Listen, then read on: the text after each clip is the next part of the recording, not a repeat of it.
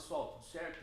Cara, eu tô aqui com o Blat, tá? Ele é novo no time da Twizy e a gente tá começando um quadro novo aí pra vocês que a ideia desse quadro é a seguinte, é um quadro de perguntas e respostas.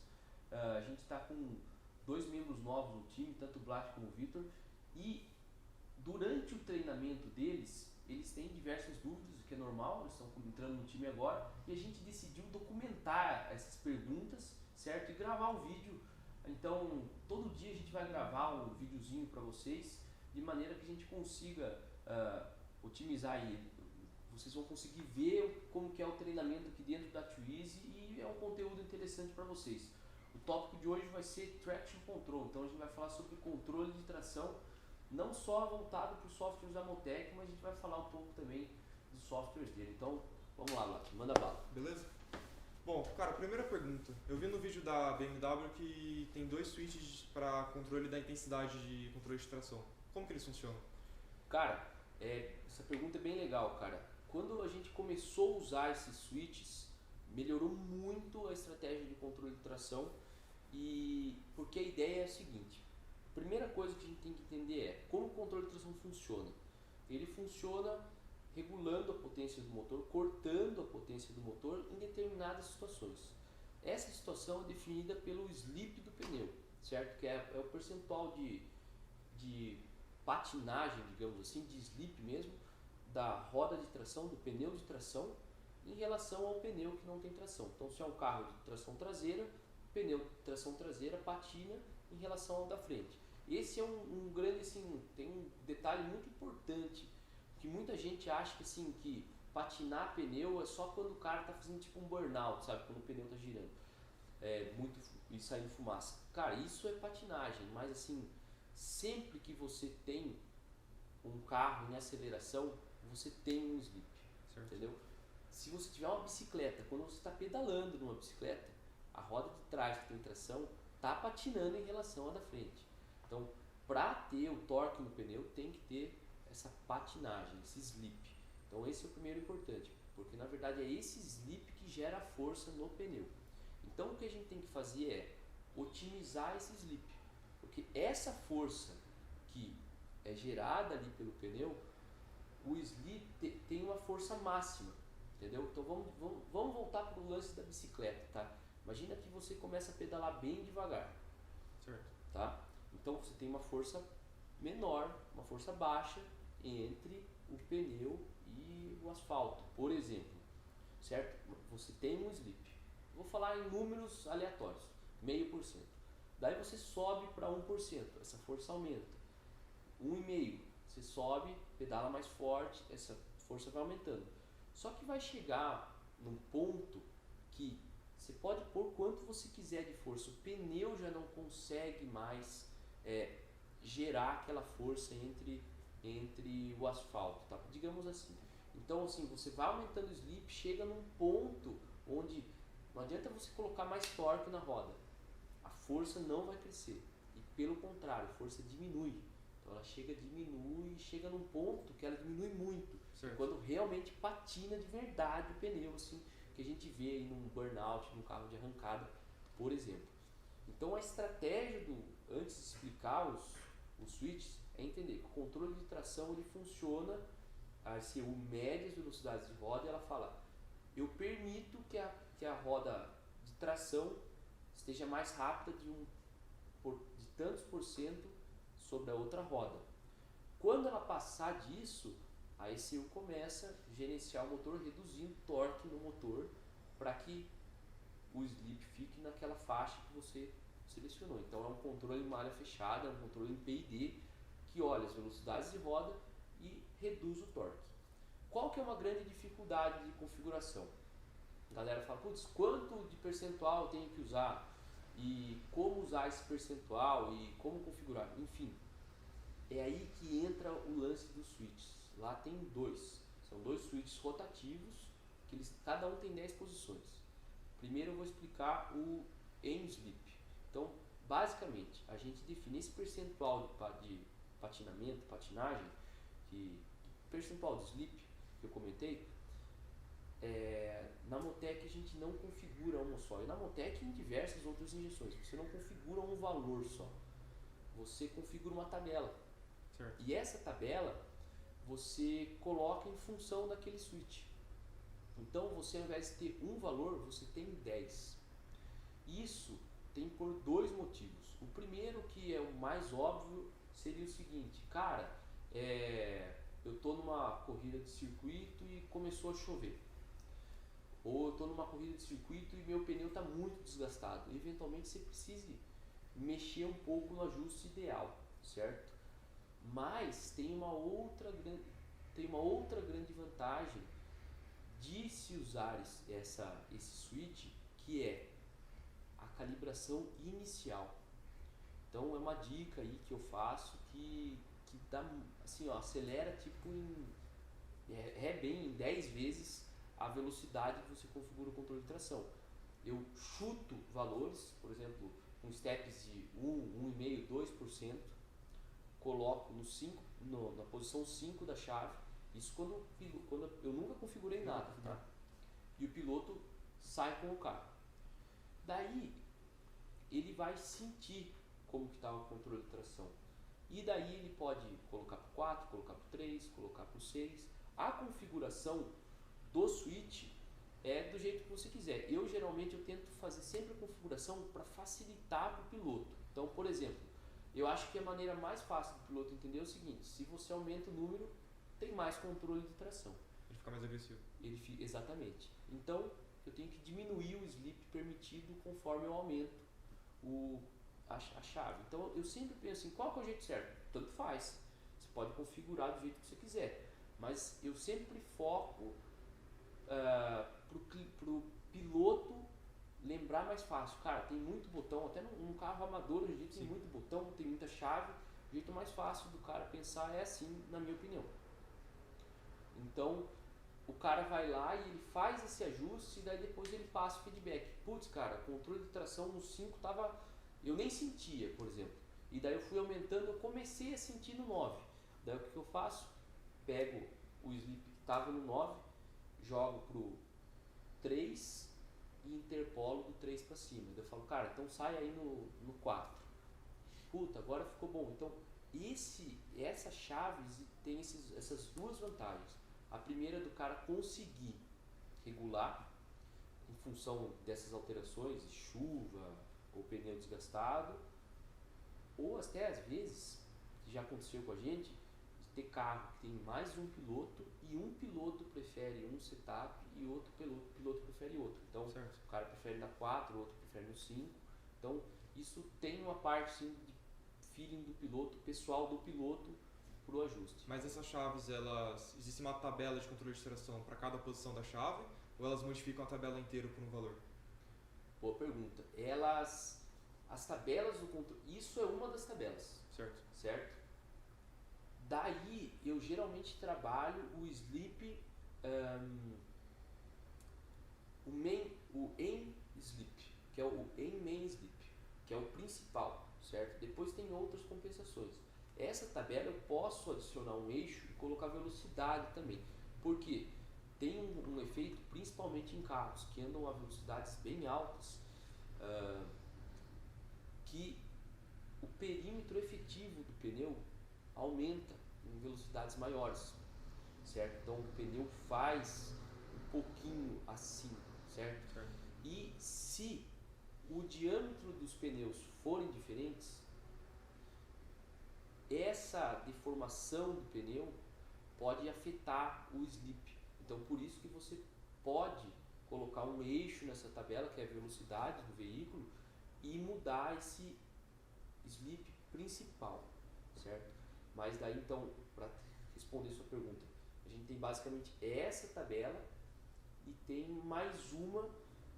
Isso depende, cara, se for carro ou moto, tá? Mas sua pergunta é mais relacionada a carro? Sim. Certo. Daí para carro tem mais uma que é muito importante, que é uma compensação por aceleração lateral. Porque pensa o seguinte: o pneu, que nem eu falei, tem essa força que o pneu consegue transmitir, depende do slip. Então eu falei que você vai aumentando. O que seria zero slip? Cara, zero slip, só pra gente pensar, cara, eu tava pensando numa analogia com uma bicicleta que o cara não tá pedalando. Seria um coast. Descendo, seria um coast seria o cara pedalou, daí ele tá numa reta e ele para de pedalar. A bicicleta vai desacelerar porque você tem atrito nos dois pneus. E se a força de atrito for igual nos dois pneus, teoricamente o slip seria zero. Seria a mesma coisa se o cara estivesse descendo, tá numa descida, sem pedalar. Se se os pneus forem idênticos, a força vai ser igual e daí não tem slip nenhum. Então assim, cara, num carro de corrida, se tiver essa condição, tem algo errado, porque o cara tem que estar ou acelerando ou freando, né? São poucos as condições que o cara pode estar sem acelerar e sem frear e ele tá andando rápido. Então voltando, saindo lá do zero de slip, que seria nessas duas situações que eu falei, você vem aumentando o slip e você vai aumentando a força, certo? Então chega num ponto lá ótimo de slip que essa força cai. Mas isso é para quando você está andando em linha reta. Quando você está fazendo curva, esse slip ideal ele diminui, entendeu? Porque o pneu, basicamente o pneu tá alinhado ali, você está só acelerando longitudinalmente. Quando você entra em curva, não é que o pneu aguenta menos, é que uma parte da borracha do pneu está sendo usado para fazer uma força lateral. Então você tem aquela componente que, cara, o máximo do pneu é sempre o mesmo, mas você está usando uma parte do pneu para uma força lateral, então você perde um pouquinho da longitudinal. Por isso que o slip ótimo é menor quando você está em curva. Então você tem que fazer essa consideração. Então, você fazendo essa compensação pela aceleração lateral. Entendi. Certo? E... Cara, eu nunca configurei um controle de tração. Se chegar com um carro novo, como que eu faço um ajuste inicial? Certo. Uma tabela inicial. Tá. Então vou pegar assim, algumas dicas de cabeça. Cara, primeira coisa que muita gente erra em controle de tração. Cara, assim como tudo na vida, faça o básico bem feito. As medições de velocidade de roda tem que estar corretas. Cara, eu vejo, por mais que seja simples configurar o diâmetro do pneu ou o perímetro do pneu, dependendo de como for o software, eu vejo esse erro muito comum ter esse erro em pista, sabe? Principalmente no seguinte detalhe, às vezes o controle de tração está todo configurado lá certinho, coloca o pneu de chuva e o pneu de chuva é ligeiramente diferente e o cara esquece de configurar, estraga todo o controle de tração. Ou ele corta muito, ou em pior dos casos, ele não corta e o piloto pode sofrer um acidente por conta disso. Então, é muito importante você ter o básico bem feito. Então a primeira sugestão, coloca lá as velocidades de roda, confere, conta certinho o número de dentes, mede o perímetro do pneu. A maneira mais fácil de medir o perímetro do pneu é o seguinte, porque assim, cara, você pode olhar pela especificação do pneu e você calcular o perímetro do pneu. Mas como que eu gosto de fazer? De uma maneira muito fácil. Coloca a roda do carro no chão, faz uma marcação de giz num ponto de referência na roda e no chão, gira ela até aquele ponto da roda chegar de novo, ou seja, você deu uma volta com a roda, risca o chão de novo e mede com uma fita, uma trena, algo que tenha um mínimo de precisão. É uma maneira mais prática, porque assim você considera também o desgaste do pneu na medição, certo? Então, sempre, assim, não é que sempre que troca o pneu eu meço, mas cara, para aquele pneu, quando eu vejo que está meio desgastado, eu dou uma medição para ver se isso aí não pode estar entrando num erro no controle de tração. Né? Feito isso, configurei certo. O segundo passo é analise as velocidades para ver se elas estão batendo. Tem duas grandes... se não estiver batendo, você olha. Com a maneira mais fácil de comparar é quando não tem slip. Né? Como que você vai comparar? O ideal seria, cara, compare com a velocidade do GPS, certo? Primeiro problema de comparar com a velocidade do GPS. Cara, o GPS, ele tem um atraso em relação à velocidade da roda. Sim. Certo? Então a velocidade da roda, cara, seu tá medindo ali. o sinal do GPS vem por um satélite, por mais que tenha uma velocidade bem grande de transmissão, você tem um delay. Esse atraso de velocidade de GPS e velocidade de roda é mais claro em condições de rápidas desacelerações, principalmente em frenagem. Por quê? Porque a aceleração na frenagem, né, desaceleração, geralmente é muito maior do que a aceleração quando o cara está quando o cara está pisando no acelerador mesmo. Então, quando você for fazer uma comparação de velocidade para validar a medição da velocidade de roda, compare a do GPS. Você pode usar a do GPS como referência, mas pegue o máximo de condição de regime permanente, entendeu? Peça para o piloto, quando ele estiver na reta, volante reto, ele andando ali uns 60 por hora, 80 por hora, num treino, sabe?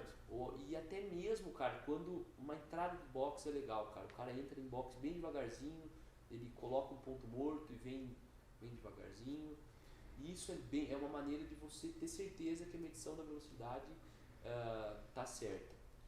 Feito isso, lembre, cara, se você for mudar isso, tenha certeza de que você está mudando. Porque senão muda o perímetro, você perde a referência do seu slip, ferrou. Daí beleza, então você tem o básico bem feito. Configurou certas velocidades de roda e você conferiu que elas estão certas. Tem um terceiro ponto aí, que cara, a gente pode abordar no outro vídeo, mas é muito comum você ter... Se o chicote não estiver adequado, você pode ter interferência nesses sinais.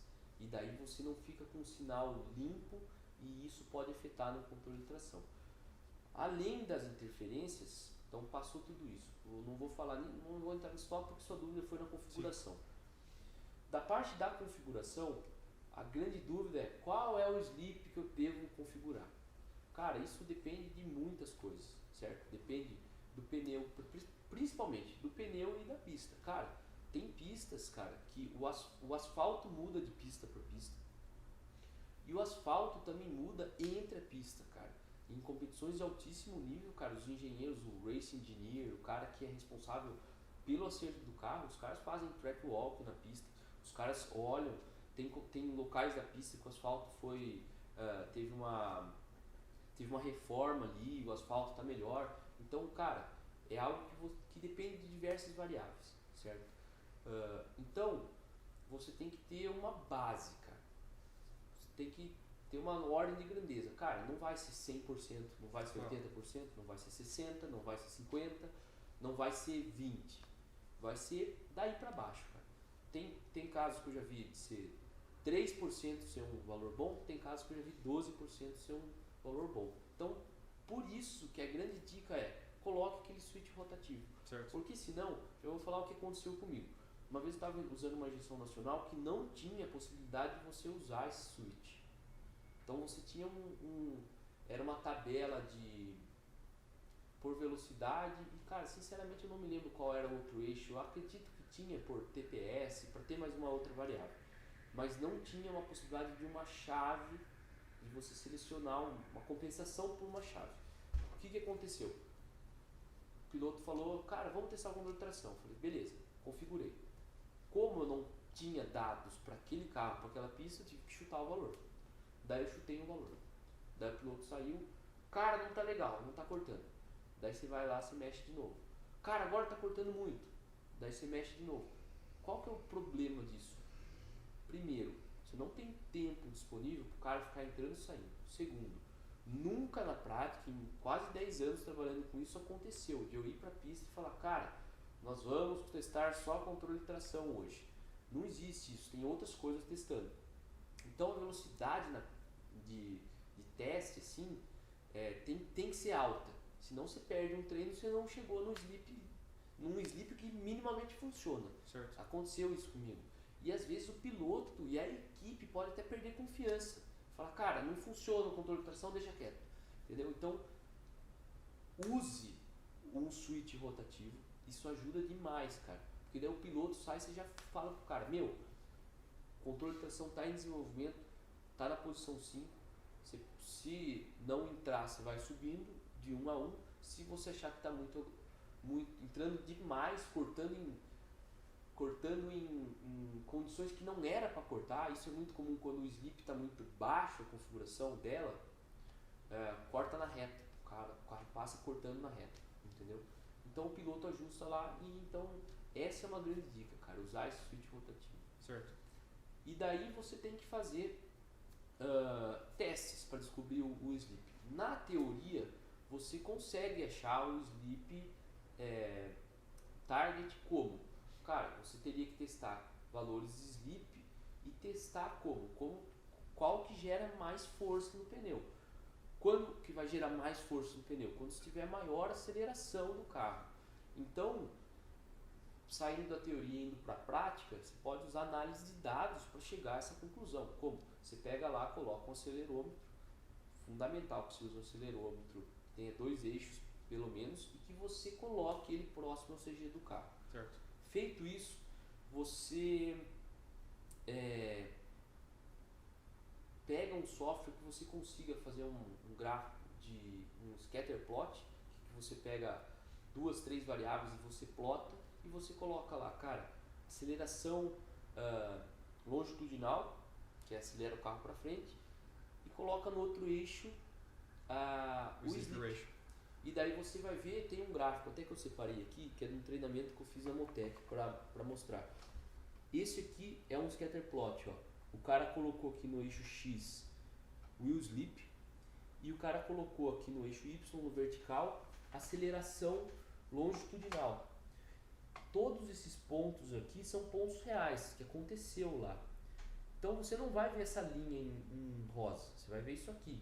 Mas por essa linha, com esses dados e sabendo da teoria que eu tinha comentado, ó, você vê que tem uma tendência de slip máximo, de força máxima para cada slip aqui. Então conforme você vai subindo o wheel slip, você vai subindo a força G. Certo. Você vê que nesse caso, ó, o pico de aceleração está por aqui, ó, e é por volta de entre 0,5 e 0,6 G.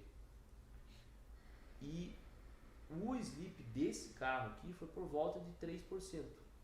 Nessa condição, com esse pneu nessa pista. Você vê que conforme aumenta, se tivesse mais slip, a tendência de ter uma aceleração longitudinal menor, certo? O que acontece? Uma outra dica que eu vou passar. Na vida real, não é sempre que a gente consegue fazer isso aqui.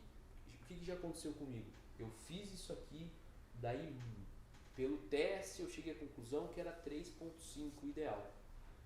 Mas o piloto não se sentia confortável usando o traction control daquela maneira.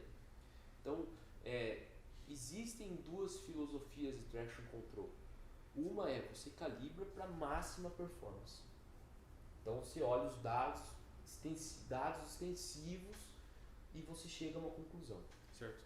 A outra é, cara, entender que o traction control não é só para performance, de tipo, o carro vai andar mais rápido porque tem traction control, porque eu estou usando o meu melhor do meu pneu. Não. Muitas das vezes, principalmente em corridas que não semi-profissionais e amadoras, o carro fica mais rápido com traction control porque o piloto se sente mais confortável. Então, e o piloto se sentir mais confortável não quer dizer que você vai estar aproveitando o máximo do pneu. Já aconteceu de pilotos virarem mais rápido e ele está um pouquinho longe do máximo do pneu e teve uma vantagem. Qual? O pneu acabou desgastando menos e nisso, numa corrida de 6 horas, dá diferença. Então, você vê que tem 2 grandes filosofias de traction control, que é a parte de, vou calibrar para performance e vou calibrar para piloto. E eu prefiro trabalhar mais com o feedback do piloto. Lógico, sempre olhando os dados para ver se bate se a prática está batendo com a teoria. Mas, o mais importante é o piloto se sentir confortável, principalmente num carro que tem muita potência. O cara tá numa condição de zero controle, onde, cada saída de curva é chato, é um desespero. Quando coloca o controle de tração, que realmente facilita a vida do cara, ele vai sair mais rápido de curva. Certo. E, cara, quais são as principais diferenças entre controle de tração para carros e para motos? Cara, isso aí, olha, cara, é um negócio que daria mais pra gente ficar mais de uma hora conversando, porque o assunto é bem extenso mesmo, cara. Em 2017, a gente trabalhou com uma equipe de Superbike, que foi a equipe do Alexandre Barros, e a gente fez um desenvolvimento do controle de tração para a moto dele. E cara, vou ser sincero com você, eu não tinha experiência com moto na época e eu não achava que seria tão diferente, cara. E cara, é muito mais complexo. É muito mais complexo mesmo. Primeira coisa, tanto que a gente nem usa o software normal da Motec, software genérico, digamos assim. A gente usa um específico para motos, que é totalmente diferente. A estratégia, o firmware é totalmente diferente. Primeira coisa, diferenças no básico. Medição de velocidade já é totalmente diferente. Ah, mas não é uma roda fônica, não é um sensor? Sim, a medição em si é a mesma coisa, mas o pneu é totalmente diferente. Então vamos lá. Cara, vamos pegar uma moto, seja uma R1, qualquer moto Superbikes, cara. O pneu traseiro ele é mais largo e o pneu de moto ele tem um perfil assim, como se fosse um U. O pneu da frente ele não é tão largo e o perfil também é diferente. Certo.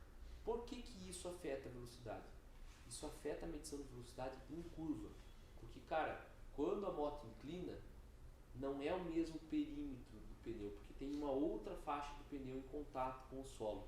Então, se você pega uma moto sem controle de tração e você compara os slips, cara, quando entra em curva, o slip, a medição do slip, o cálculo do slip, na verdade, né, que é calculado pelo VCU, é muito afetado por conta pelo ângulo da moto. Então esse é o primeiro ponto, cara. Tem uma grande diferença na medição da velocidade. Na verdade, na análise da velocidade, né? Você tem um erro quando a moto inclina. Por conta de duas coisas. O perímetro que você configura no software é um só. E quando a moto deita, varia. Certo. Primeiro erro. O segundo erro é que os perfis são diferentes entre si. O perfil da frente é diferente do de trás. Então você tem um outro erro ainda.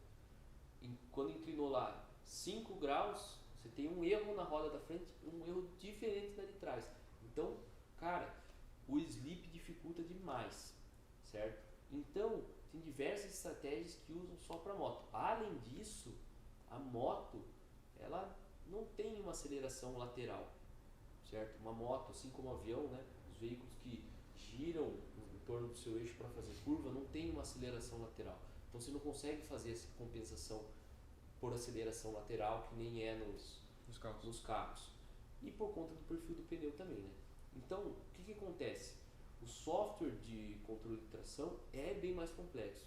Você tem que ter um software que corrija esse erro em primeiro lugar. O software que eu tive experiência, ele corrigir esse erro como?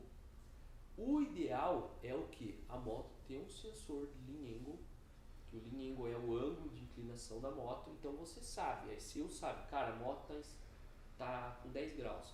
E você faz uma compensação que também é definida na prática, na pista. Por uma tabela? É uma tabela, exatamente, que você faz uma compensação do sleep target, certo? Tudo funciona pelo sleep target, entendeu? Então, cara, a 5 graus, você pode diminuir ou aumentar o seu sleep target e assim por diante. Geralmente diminui.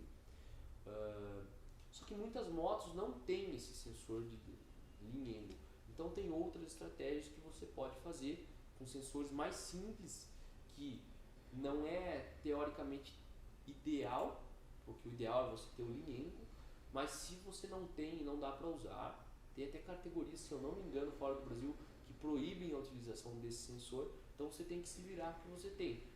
Uma estratégia legal é fazer uma compensação por TPS nesses casos. Você vai falar, putz, TPS, cada curva o cara sai de um jeito, mas pensa o seguinte, Quando o cara tá deitado na moto e o cara começa a acelerar, primeiro que na moto esse momento é muito crítico, tanto na moto como no carro, momento de reaceleração. Se o cara acelerar e perder um pouquinho de tração, o cara já tem que aliviar e, aí o cara perde muito tempo. Então é nesse momento que o controle de tração tem que estar. Esse é um dos momentos mais importantes do controle de tração.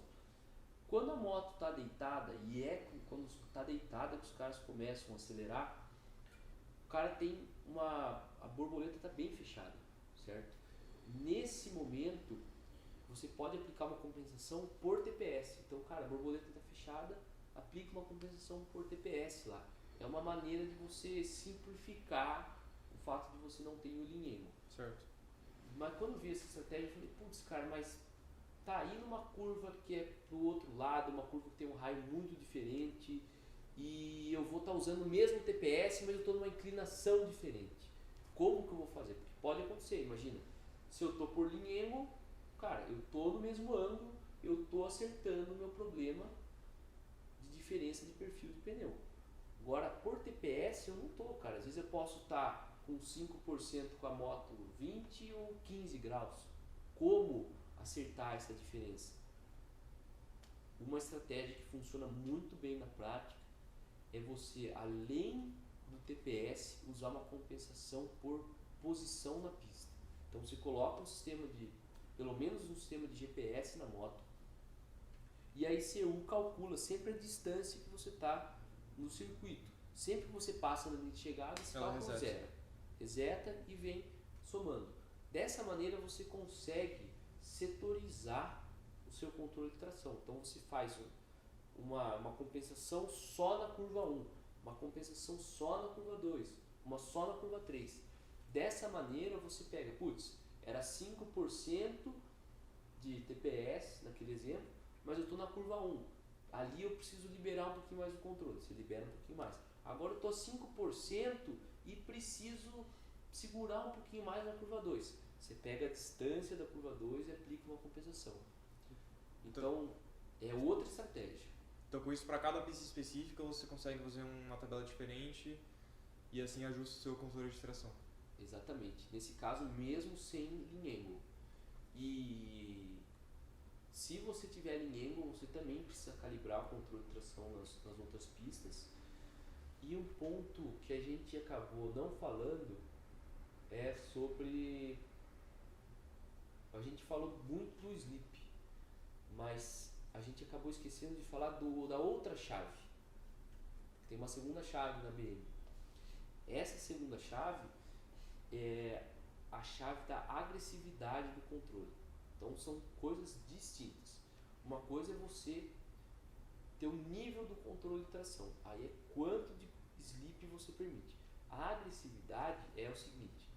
A ECU identificou, tem que cortar o motor. Essa agressividade define quão agressivo é o corte, certo? O corte menos agressivo é um corte mais suave, que daí talvez, se for muito suave, talvez nem surta efeito no controle de tração. A ECU fala para cortar, mas ela corta pouco. E no caso mais agressivo, ela corta muito. E isso depende de vários ECUs, também é um tópico. Cara, a gente poderia ficar falando uma hora disso aí, mas a Motec tem uma estratégia que funciona muito bem, que ela passa a velocidade de roda, joga para comparar uma rotação. Porque assim, o controle de tração, o que a ECU faz ela liga o limitador do motor ou não. Então, o segredo está em você ter um limitador suave e que seja o suficiente, entendeu? Certo. Porque daí não fica aquele corte brusco, que é ruim pro piloto. Eu já vi, cara, controle de tração que tá mal calibrado, de chegar e poder de estragar. Isso eu não vi, mas eu já ouvi história de cara que tava testando controle de tração, não tinha muito a mão disso e acabou tendo problemas no câmbio, porque, cara, fica um corte e volta torque numa frequência baixa que chega a dar problema, certo, no câmbio. porque vai torque, tira torque, vai torque, tira torque. Então, cara, você vê que e isso é um número na tabela errado, entendeu? Então é algo que o cara tem que ter um bom um norte inicial, e principalmente, tá assim, cara, muda a agressividade do controle, porque, cara, é perigoso. Certo. Então, aquela outra chave mexe nessa agressividade, que é como entra o limitador. Tem algumas tabelas por detrás disso, mas é basicamente isso. O que é interessante falar? Essa chave, normalmente, o piloto ele define uma e ele não muda entre os circuitos, entendeu? Porque é o feeling do controle entrando. O que você tem que mudar é mais quando o controle entra. Na chuva ele chega a mudar essa chave também? Cara, eu achava que na chuva poderia mudar, mas na prática eu nunca trabalhei com algum piloto que optou por mudar. Certo? E eu acredito que teoricamente você possa testar e talvez você chegue numa um pouquinho mais suave, talvez, ou menos suave. Cara, tem que testar, entendeu? Realmente tem que testar. Eu acredito que possa mudar, mas na prática nunca aconteceu. Um ponto legal de comentar também é que, além dessa diferença do sleep entre os softwares, tinha muita diferença nessa parte da agressividade. Na Motec, no package que a gente tinha de motos, cara, tinha uma estratégia para redução de torque. Além disso, não era só um limitador. Você tinha uma tabela, lógico, quando eu falo limitador, não é que ele só limita, tem toda uma estratégia que ele suaviza o limite. Mas, para motos, a gente conseguia definir uma parte que é em open loop, entendeu? Não entra só o corte. Você fala, se eu já estou nesse slip, a gente poderia atrasar um pouquinho o ponto da moto e, se tivesse borboleta eletrônica, a gente poderia fechar a borboleta. Na que eu trabalhei não tinha. Mas o atraso do ângulo de ignição é muito efetivo, ali, principalmente em motores de moto, porque, cara, é instantâneo. Quando você fecha uma borboleta, tem um delay para reduzir o torque mesmo. Em controle de tração, o negócio tem que ser rápido. Então eu trabalhava com essa redução de ângulo de ignição, um atraso, e eu já trabalhava com um pouquinho de corte de motor também. Então pensa, quando ele chegava naquela condição de slip, eu já tinha uma tabela que seria uma tabela de feed forward. Quando a gente fizer um conteúdo de P&D, eu explico melhor isso aí. Mas eu já tomava uma providência antes do controle P&D entrar. Certo. Entendeu? E daí isso ficava, cara, essa é uma grande sacada para o controle ficar bem suave e bem rápido. Porque na verdade o controle ele entra pouquíssimo. A sacada disso com testes na pista, a gente já sabe como que o controle idealmente poderia agir para ser suave para o piloto. Então a gente já faz essas reduções baseado em dados, né? Não é achismo, é baseado em dados. E daí o controle entra pouco, porque você já previu como que funcionaria. Então, só que isso é bem mais complexo de calibrar, mas dá muito resultado. Certo. Entendi. Cara, acho que é isso então. Obrigado por responder as perguntas. Show de bola. Valeu. Valeu.